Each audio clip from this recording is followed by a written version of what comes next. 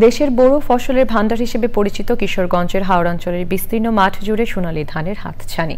হাওড়ের মাঠে এখন চলছে ধান কাটার ধুম। কাকডাকা ভোর থেকে সন্ধ্যা পর্যন্ত ফসল ঘরে তুলতে ব্যস্ত সময় পার করছেন হাওড়ের কৃষক। ধানের দাম নিয়ে দুশ্চিন্তাও আছে তাদের। কিশোরগঞ্জ থেকে এসকে রাসেলের পাঠানো তথ্য ও ভিডিও চিত্র নিয়ে রাজীব আহমেদের রিপোর্ট। বান্ডেল থাকলে প্রতি সেনমানিতে টাকা বাঁচবে। বিকাশ সেনমানি বান্ডেল কিনে জিতুন প্রতি লেনদেনে।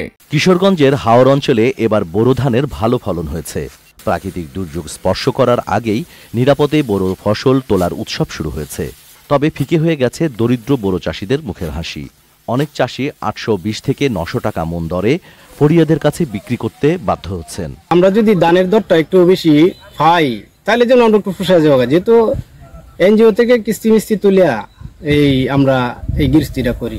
বেসিক্যালি আমরা ধান কাটতারি না।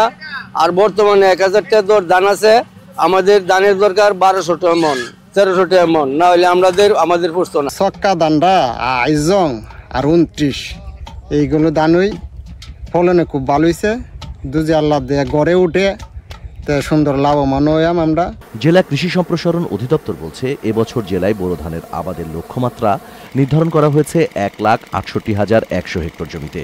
লক্ষ্যমাত্রা ছাড়িয়ে আবাদ হয়েছে 1,68,115 হেক্টর জমিতে। এই মুহূর্তে কৃষকদের জন্য আমাদের পরামর্শ হলো, জমির শতকরা 80% ধান পেকে যাওয়ার সাথে সাথে ধান কর্তন করুন, অন্যথায় অতিবৃষ্টি বা শিলাবৃষ্টির কারণে ফসলের একটা ক্ষয়ক্ষতির সম্ভাবনা থাকে।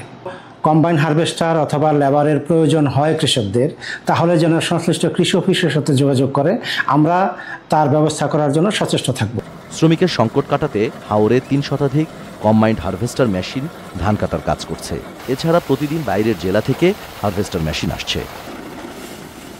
Rajib Ahmed, channel I.